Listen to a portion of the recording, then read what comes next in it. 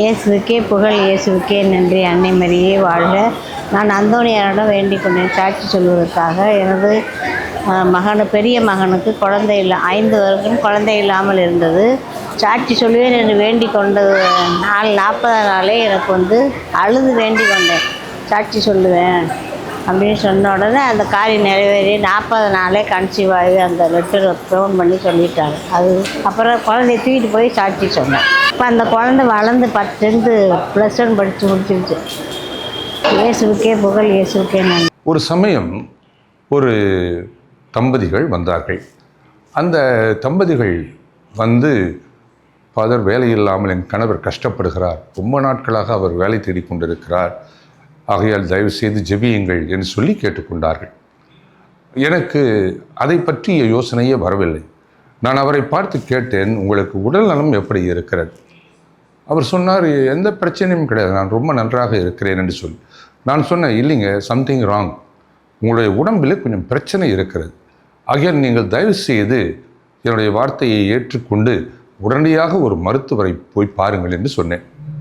அந்த மருத்துவரிடம் போய் அவர்கள் பார்த்தபோது அவர்களுக்கே அதிர்ச்சியாக இருந்தது. அவர்களுடைய அப்பண்டிசைட்டிஸ் வெடிக்கின்ற நிலையில் இருக்கிறது. அப்பண்டிசைட்டிஸ் வெடித்தால் என்ன நடக்கும் என்று உங்களுக்கு தெரியும். அது விஷம், பித்தப்பை, அதில் இருக்கிற விஷம் பரவினால் உடனே இறந்து போவார்கள். அந்த அளவுக்கு மோசமான ஒன்று. இதை உடனடியாக அவர்கள் ஸ்கேன் எடுத்து பார்த்து அங்கேயே அவரை அட்மிட் செய்து அறுவை சிகிச்சை செய்திருக்கிறார்கள். 2-3 வாரங்களுக்கு பிறகு அவர் குணமாகி வந்தார். ஃபாதர், இது எப்படி நடந்தது? நாங்கள் வந்த நோக்கம் வேறு, ஆனால் நீங்கள் சொன்னது வேறு. இது கண்டிப்பாக அந்தோணியாருடைய புதுமையை தவிர வேறு எதுவுமே கிடையாது. உங்கள் வழியாக கடவுள் இதை வெளிப்படுத்தி அற்புதமாக எங்களை காப்பாற்றி இருக்கிறார். இதை நாங்கள் வாழ்நாளில் மறக்கவே முடியாது. இன்று நான் உயிரோடு இருக்கிறேன் என்று சொன்னால் அதற்கு காரணம் அன்று நீங்கள் சொன்ன அந்த வார்த்தைகள் தான். நாங்கள் நம்பி சென்றோம், இன்றைக்கு குணம் பெற்று சந்தோஷமாக திரும்பி வந்திருக்கிறோம் என்று சொன்னார்கள். இது எனக்கு மிகவும் ஆழமாக மனதிலே பதிந்து விட்டது. ஏனென்றால் நாம் ஆண்டவனுக்கும் மனிதர்களுக்கும் இடைப்பட்ட ஒரு கருவிகள்.